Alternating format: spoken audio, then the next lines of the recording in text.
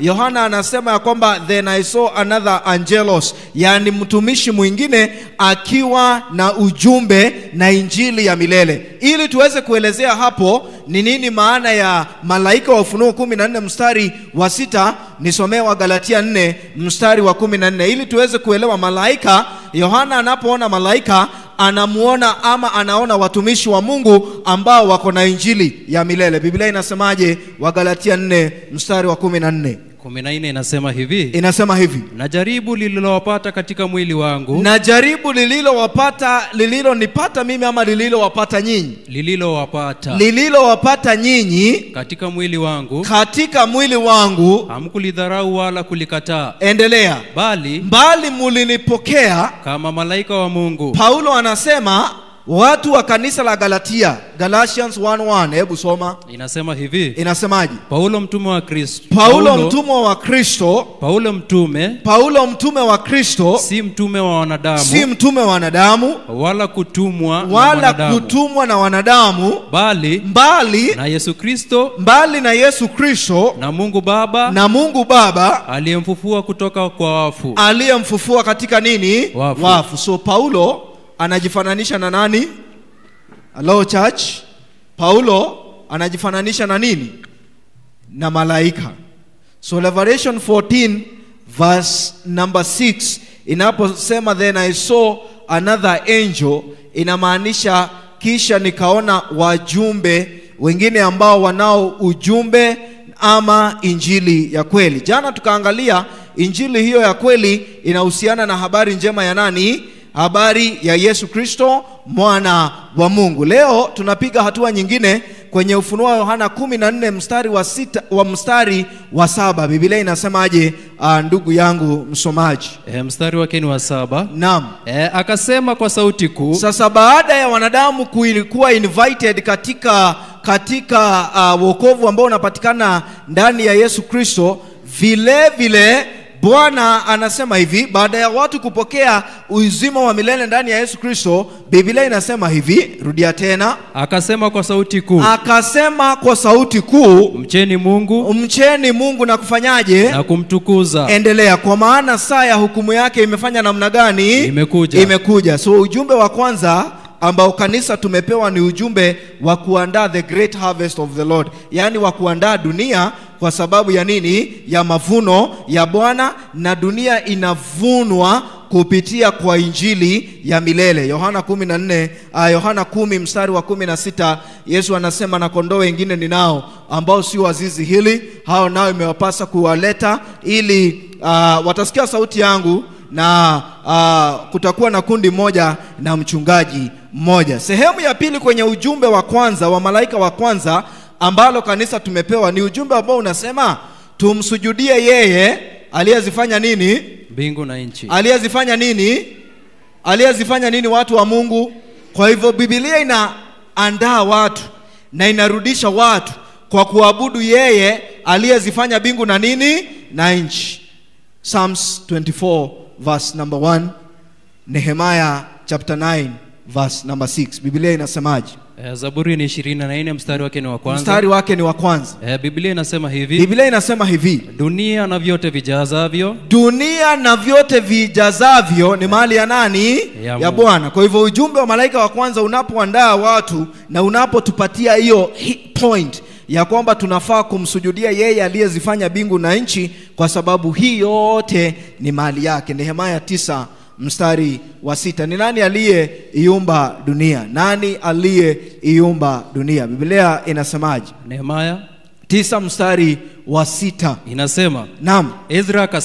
Ezra akasema, wewe ndiwe Bwana, wewe peke yako, wewe Mungu ulifanya mbingu,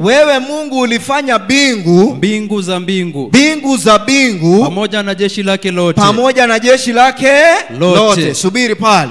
Kwa hivyo ujumbe wa kwanza, ujumbe wa kanisa la Mungu kwanza, baada ya watu kupokea injili ya milele, ujumbe pia sehemu ya pili kwenye ujumbe wa kwanza unawaandaa watu na kuambia kwamba ni heri wamsujudie yeye aliyeziumba mbingu na nchi, ambaye ni Mungu wa mbinguni. Bwana Yesu asifiwe. Huo ni ujumbe wa malaika wa kwanza.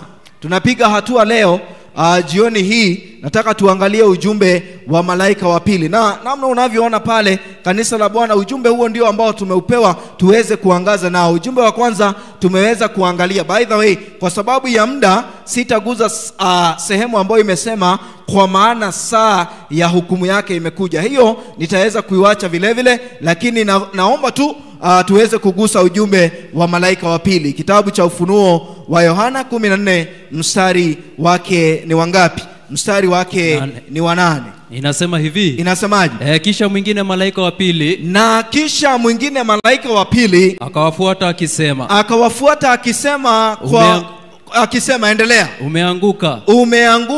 Umeanguka Babeli, mji ule ulio mkubwa, maana ndio uliowanywesha nini? Mataifa ghadhabu ya mvinyo wa uasherati wake. So ujumbe wa pili, watu wa Bwana, Mungu anatuita tuweze kutoka na kuangaza na kuonesha hii nuru kwa kusema ya kwamba kuna mji ambao unaitwa Babeli, ambao Biblia imesema umeanguka nani? Babeli, mji ambao ni mkubwa, ambao uliwanywesha mataifa yote ghadhabu ya mvinyo wake. Lakini swali ni hili, mji ambao unaitwa Babeli ni mji gani huo? Kitabu cha Ufunuo wa Yohana 17 mstari wake ni wa 5. Biblia inasema namna gani? Maandiko yanasema hivi. Sema. Inasema. Naam. Na katika kipaji cha uso wake. Anza mstari wa kwanza. Wa kwanza inasema. Naam. Akaja mmoja wa wale malaika 7. Akaja mmoja wa wale malaika 7 wenye vile vitasa 7. Mwenye vile vitasa 7 vya ghadhabu ya Mungu. Hebu subiri watu wa Bwana. By the way, tunaposema hukumu imeanzishwa, ni kweli. You see, kuna the investigative judgment kwa watu wa Mungu inaendelea. Hello? Investigative judgment inaendelea. Jambo lingine, unajua wanadamu wanadhana ya kwamba Mungu ni mwingi wa neema sana. Mungu anapotuma maonyo na watu wakatae maonyo, Bwana ana ile neema yake ana withdraw, yani anawacha wanadamu waweze kuingia kwenye upotovu wao. Sasa kitabu cha Ufunuo wa Yohana 17 imesema kuna malaika 7 wenye vile vitasa 7 vya ghadhabu ya nani? Vya ghadhabu ya Mungu. By the way, ni vizuri nikuambie, usikuwa umeketi hapa alafu ukuwe miongoni mwa wale labda kwa njia moja ama nyingine watakunywa kwenye sehemu ya ghadhabu ya Mungu. Chapter 16 verse 1. Hebu sikia mapigo ya Mungu ni ya namna gani? Biblia inasemaje? Yohana anasema hivi. Naam. Nikasikia sauti kutoka hekaluni. Endelea. Ikiwaambia wale samahani. Soma vizuri. Nikasikia sauti kuu kutoka hekaluni. Endelea. Ikiwaambia wale malaika 7 wenye vile enendeni mkamimine vitasa vile vitasa 7 juu ya nini? Vya ghadhabu vya Mungu juu ya nchi. Endelea. Akaenda huyo wa kwanza, akaenda malaika wa kwanza, akakimiminia kitasa chake juu ya nchi. Pakawa na jipu baya. Kukakuwa na jipu nini? Baya. Wangapi wameshaikuwa na boil? A boil in your maybe skin or your hands. Ilikuwa kuaje Scholastica? Haikuwa nzuri. Sasa Biblia inasema kuna pigo ambalo litakuwa ni majipu tu kwa mwili, na kuna pigo lingine ambao kutanyesha mvua almost 48 to 50 kilograms inanyesha maji. Sasa turudi pale tulikuwa tunasoma Ufunuo wa Yohana 17 mstari wa kwanza. Biblia inaendelea kusemaje? Akaja mmoja wale malaika 7 wenye vile vitasa 7 vya ghadhabu ya Mungu. Akanena akisema, njoo huku wewe Yohana, nami nitakuonyesha hukumu ya yule nani? Kahaba mkuu, aketia juu ya maji mengi. Subiri kwanza. Watu wa Mungu, Bwana Yesu asifiwe. Nani ameshaiona kahaba?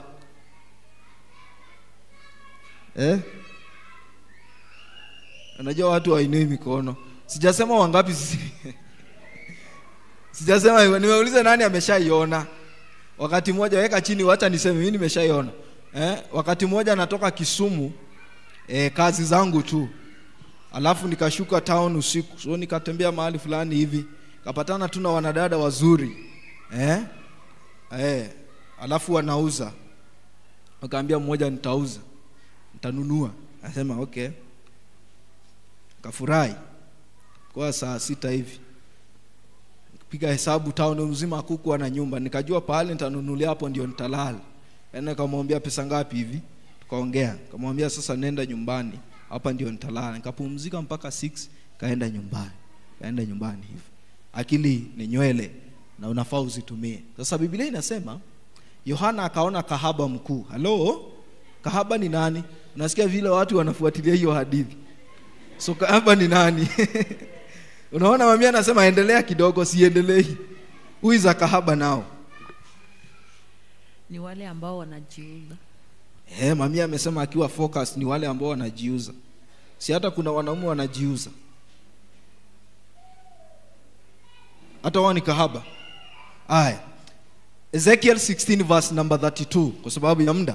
So Yohana anaona kahaba mkuu ameketi juu ya mnyama. Hebu tuelezee maneno haya. Kwanza Yohana akiwa Patmos anaona mwanamke ambaye ni kahaba. Kwanza hii ni lugha ya Biblia ambayo hatufai kuichukulia in a literal manner. Hapana, maana Yohana alikuwa rohoni, vile vile pia lazima tuione akiwa mafumbo ya roho. Tuelezee Biblia inasemaje 16 mstari wa ngapi? Wa 32 kitabu cha Ezekiel. Kahaba ni nani? Soma Biblia. 16 mstari wa 32.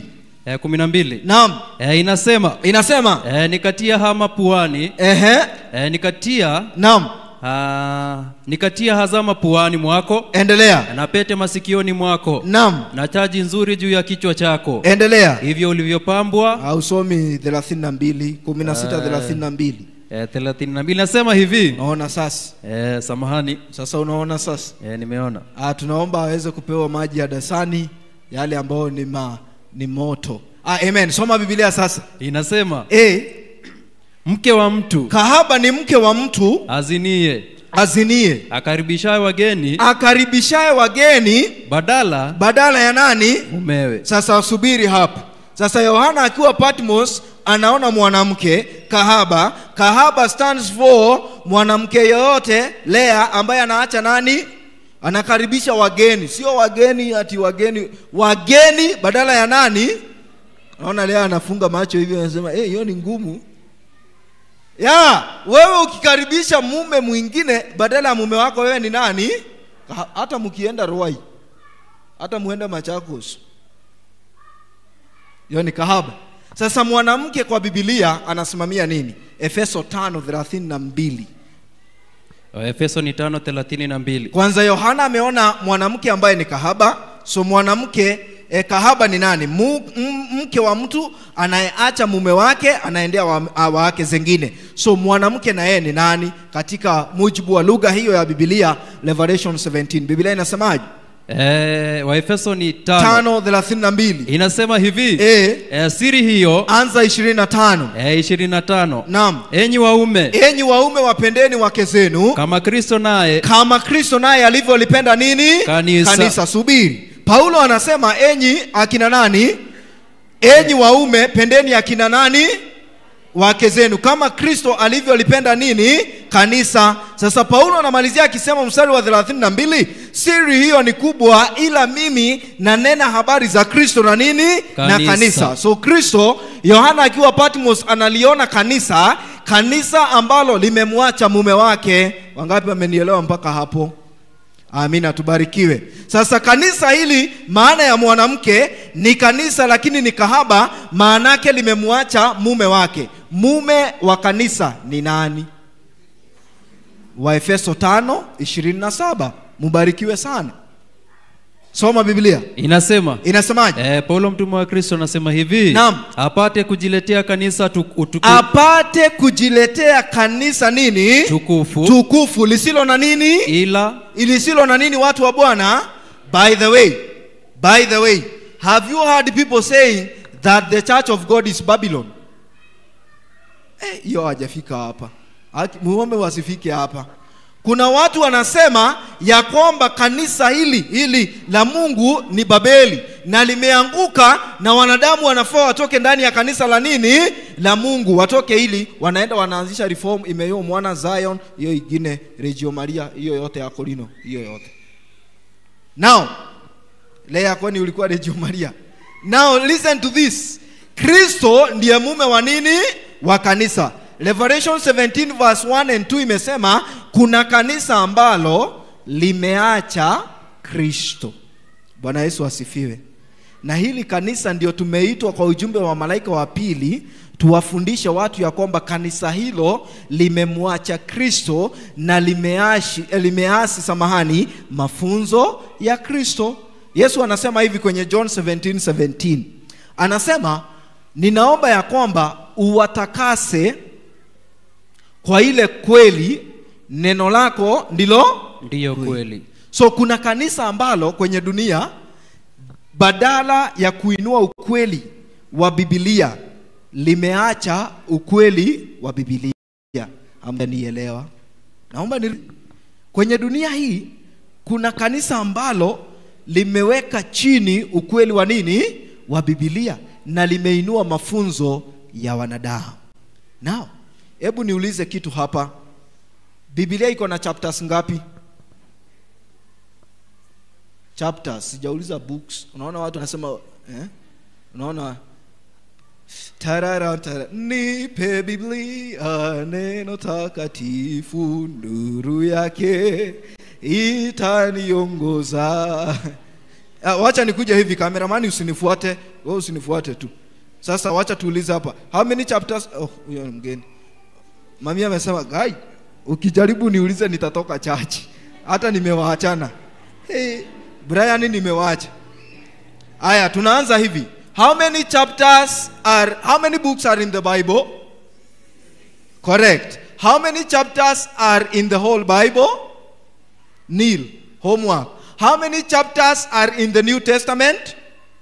How many books are in the New Testament? Yunia ako wapi? Wapi elda nani? Nimuulize hii, nataka wazee. Mwagi ako wapi? Mwagi, hello. Elda Mwagi, hello. Aya, sitauliza wengine maana. Now, which is the longest word in the Bible? Ati Judges, Chronicles. Yes. Ati Makeresh inapatikana Isaiah chapter 8 verse 1. Thank you so much. Lakini unajua ni venyewe ni mwalimu wa watoto, lazima ungejua. Asante sana. Now, which is the longest chapter in the Bible?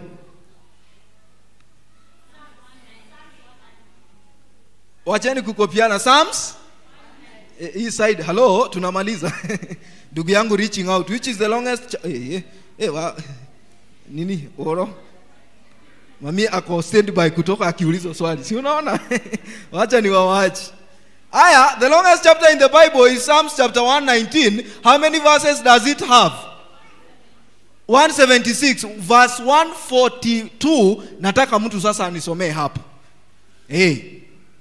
Psalms 119 verse 142. Kuna kanisa ambalo limewacha neno la Bwana, limepindukia mafunzo ya wanadamu. Soma Biblia. Inasema hivi, haki yako wewe Mungu ni haki ya milele. Ni haki ya milele. Na sheria yako ni kweli. Ni kweli. Hebu sikizeni watu wa Mungu. Unajua mimi sikuwa Mwadventista msabato. Kuna watu ambao wanasema hivi ya kwamba hakuna nini? Hakuna sheria. Mumeshaisikia watu wao wakisema hivyo? Halo? Mumeshaisikia watu wakisema hakuna sheria? By the way, how many commandments do we have? Unajua watu, mzee unaniangalia kando. Niangalie, ni wewe. Halo? Halo, hii ni kungangana. Tunakwenda. Mzee unakwenda wewe pamoja na swali yako, wangangana. Na hilo swali utajibu. Mzee hata ukae focus, sikuachili. Mzee simama. Mzee, hello, stand up. Elder ka. Mzee, you are very focused. Elder Momanyi, simama. Wewe unajua hauna stress. Now, elder, how many commandments do we have? 10. Nataka you face the church. We are concluding this study now. Angalia church. We are doing a random test. Just come here, elder. Elder, mpatie microphone. Kipaza sauti kimoja. Panda juu. Tuna explain ujumbe wa malaika wa pili, alafu tumalize tuingie kwenye mahubiri ya jioni. We have 10 commandments. Do we agree with elder ya kwamba tuko na amri 10?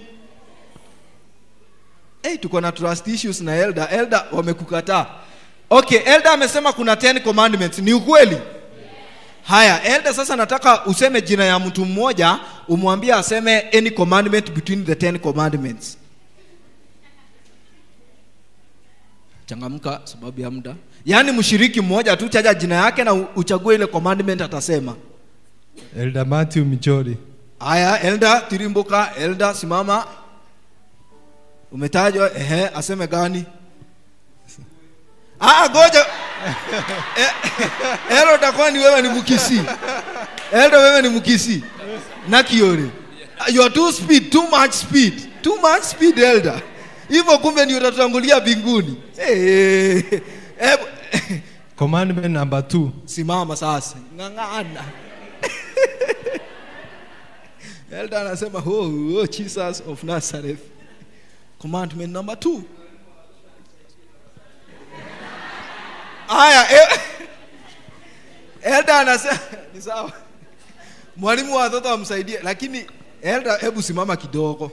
Ingekuwa ni Yesu ako hapa, ungeambia mwalimu wa watoto enda gusa Yesu on my behalf. Ungemwambia hivyo ama ungengangana? Sasa ngangana. Elder huyo amejaribu, si ndio? Yeah, sema mwingine, keti. Asante sana elder kwa kujaribu. Daniel Orenge. Daniel, sio lazima useme tu elders, hata ladies. Sema huyo ameitwa nani? Sasa too much speed. Wacha kuambia commandment nyingine. Number 3. Number 3. Teremka sasa. Usilitumie jina la Mungu kwa uongo. Huyo ni mzee amesema hivyo. Usilitumie jina la Mungu kwa nini? Kwa uongo. Nakugetire buya. Amesema haya huyo, lakini I like the spirit. Sasa elder, wewe nimeona upendi ladies. Chagua ladies mmoja ateremke nayo. Asianguke nayo, ateremke nayo. Gladys Bosire. Gladys lazima akue hapa. Si ni wewe Gladys? Si ninakujua. Bosire ni nani? Aya, Bosire lazima akue hapa. Huyo Gladys Tirimboka. Sema, mwambie. Number 4. Remember the Sabbath day and keep it holy. Ati wanasema wow. Okay. Haya, chagua lady mwingine, chagua hata huyu. Mami simama. Chagua hata huyu. Huyu anaitangwa nani? Anaitwa Mary. Mary simama. Mpe hii, lakini huyu mpe rais, maana huyu ni shosho yetu. Huyu mpe rais. Number 6. Inasema honor your parents. Number 6. Sorry. Shosho amejaribu. Unajua lazima atufunze kutii wazazi. Mungu aweze kutubariki, na ninaomba tuende nyumbani. Asante sana elder. Naomba tukienda nyumbani tujue tuko na kazi ya kufanya ya kuwaandaa watu na kuwa invite ili waweze kushikilia jambo la kwanza, amri za Mungu. Mimi ninajua kuna wenye wanatumianga gai venye wanataka. Usilitaje bure jina la Mungu Bwana wako, maana Mungu hata mhesabia nani? Kila mtu afanyaye hivyo kuwa hana haki. Gai mwathani. Emarura ni matokotire Jesus. Yasare kile Jesus. Jambo la mwisho. Wangapi ni wa Western? Wacha kukuwa na trust issues. Nilienda mazishi moja, this is a very true story, ya Aman mwenye aliaga akiwa Nairobi, though hakuwa mshiriki wa kanisa. Tukafanya ile wanaosema ile, tukatafuta pesa alafu tukaamua kumpeleka nyumbani. A very true story. Huyu mzee wife yake ni rafiki yangu sana kabisa. So wakamweka kwenye gari, tukamuendea KU hapa. Tukaanza safari kuelekea kule Kuisero, wale ambao wanajua huko Kuisero. Tulipofika Kinongi, driver, this is a very true story, driver yetu akasema, na mko sawa na hii safari? Akasema tuende, safari iende. Jamaa mmoja alisema, na huyu ndugu yetu kuna vile hata anaweza kosa kuenda. kabla tuteremke huko safari tuanze kuona the Great Rift Valley huko. Ati? Mami ana shout, gari haikuenda kasimama. Wakatoa a true story. Wakatoa mwili, wazee wakakunywa maji, alafu wanakunywa wakitemea, alafu wakachuna ile Sodom apple, wakamwanza kumchapa nayo. Sitasema jina yake kwa sababu ya disclaimer ya online. Kamwambia ndugu yetu, tunaomba utaenda na utaenda. Alafu akaeka miguu pahali ambapo wametoka. Tululu, gari ikaenda. The state of the death. State of the death. Na gari ikaenda. Na sahi watu wanaamini, wachana na hiyo, watu wanaamini ya kwamba nilimuona anko yangu alinitokea hata na fimbo yake. Yani watu wa Bwana kama kanisa, we are the light of the world, kuambia watu ya kwamba mtu akikufa amekufa Yo mjaelewa. Mtu akifa amekufa nini kabisa, na hajui neno lolote. Mhubiri 9 mstari wa 5, Mhubiri 12 anzia mstari wa 6 kuendelea. Yani mtu akifa anakufa na anarudi mchangani pale, na Biblia kwenye Psalms inasema ya kwamba hiyo ndiyo nyumba yake mpaka aisubiri tarumbeta ya Yesu Kristo. Bwana Yesu asifiwe. So kuanzia leo wewe ni nuru, uambie watu ya kwamba ni lazima watu warudi kwa ukweli wa maandiko na maandiko peke yake. Unajua siku hizi kuna debates kwa church. Sasa mnaona aje, tuvae aje? Lakini mimi ninaonelea tusifanye hivyo. Okay, wewe unaonelea, lakini neno la Mungu linaoneleaje? Psalms 119 verse 130. Neno la Mungu, kweli wa neno la Mungu. Na kesho tutamalizia ujumbe wa malaika watatu. Kanisa hili limewanywesha watu wengi mvinyo huo, watu hata hawasomi Biblia. Hey, nilishangaa sana. Hebu kabla usome hiyo, kila mtu afungue Matthew chapter 18 verse 11 kwa Bible yako. Lakini wewe msomaji wangu yako ninaiamini, wewe endeleanga huko. Tumesema Psalms 119 verse 30. Alafu wewe fungua Psalms, nimesema Matthew 18 verse 11 in your Bible.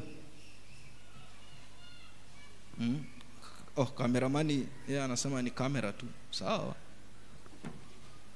Barikiweni hata online viewers. Bible ya nani haina?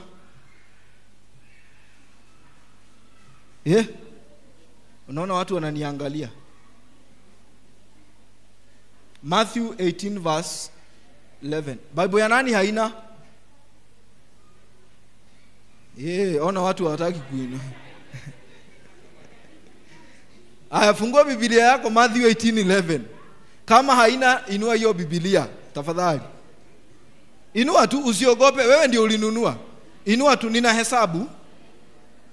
hesabu. Kama haina, inua tu. 1 2 3 4 5. Hey Jesus. Kumbe ni nyingi. Lea, leta hii yako. Wacha nitumie Lea juu ni rafiki yangu. Lea, kuja hapa. Hii ya Lea ni gani? Which version is this? NIV. So kama we ni mtu wa NIV, usiendelee kutafuta sawa sawa, watu wa Mungu. Yako ni gani? Hiyo ya Kiswahili iko nayo. Sasa ndugu zetu na dada zangu, si Mungu atusaidie. Si tuambie Lea afanye namna gani? Lea, Bwana Yesu asifiwe. Si kwa ubad. Yaani Lea umeng'ara hivi. Akilea. Enda ukae. Akilea wewe, Mungu anakuona. Matthew 18 verse 11 says, kwa maana mwana wa Adam alikuja kukitafuta kile kilichofanya namna gani? Na mtu tu anatembea tu confidently, na hiyo text haiko kwa Bible. Utahubiriaje wenzetu? Our last verse.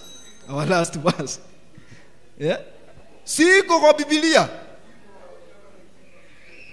Sijasema Luke, nimesema Matthew, nimesema Matthew 18 verse 11.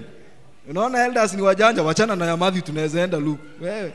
Our last text, Psalms 119 verse 130. Ujumbe wa malaika wa pili unatuandaa tuweze kuita wanadamu wakatoke kwenye kanisa ambalo halitangulizi ukweli wa maandiko matakatifu. Biblia inasemaje? Maandiko yanasema hivi. Naam. Kufafanusha maneno yako. Kufafanusha maneno ya Mungu kunatia nini? Nuru. Na kumfahamisha nani? Mjinga. Bwana Yesu asifiwe. Amina. Kwa hivyo ukiwa katikati ya chama cha kinadada, cha kina wanaume, watu kama hawana hekima watapata neema, watapata kuelewa kupitia kwa maandiko matakatifu. Si Mungu atubariki sana. Tusimame tuweze kuomba. Lea, pole sana. Hatuna ubaya. Mtu anaweza sema na yako iko wapi? Najua mtu anaweza sema yako, hebu tuone. Mine is here. Yes. Kiswahili ya King James. Yes. Tunaomba. Kabla tuombe, ningeomba kwamba utafakari ujumbe huu. Na unaweza kuwa pia umefall short, pia usomi neno. Wengine niliona Sabbath ndio wanafanya kama Biblia yangu. Biblia ziko wapi? Anza devotion kwako. Hello? Tuanze nini? Devotion nyumbani na kusoma Biblia. Na mwinjilisti wetu Sara uko wapi? Tusalimie mbona? Amen. Uko na Biblia ama hauna? Zipo mpaka za Kikisii? Asanteni. So tuende tumuone, tununue Biblia. Tunaomba. Baba, katika jina la Yesu Kristo, neema yako itutoshe. Tuandae kwa sababu ya kushare ukweli wa Biblia ambao unatukaribisha kwako. Kama kanisa hili, kama center hii, endelea kuandaa kila mmoja wetu kwa ajili ya marejeo yako mara ya pili. Vile vile tupe na roho wako wa kweli, tukaweze kutangaza ujumbe wa maandiko yako matakatifu, na tukaweze kuita wanadamu kuunganika pamoja na kanisa lako la kweli, kanisa ambalo linatii maandiko matakatifu. Hata nasi tufunze kuyatii maandiko haya. Neema yako endelee kutubariki zote mpaka mwisho wa kambi hili. Ni katika jina la Yesu Kristo tumeomba na hata kuamini. Amen. Tunaweza keti.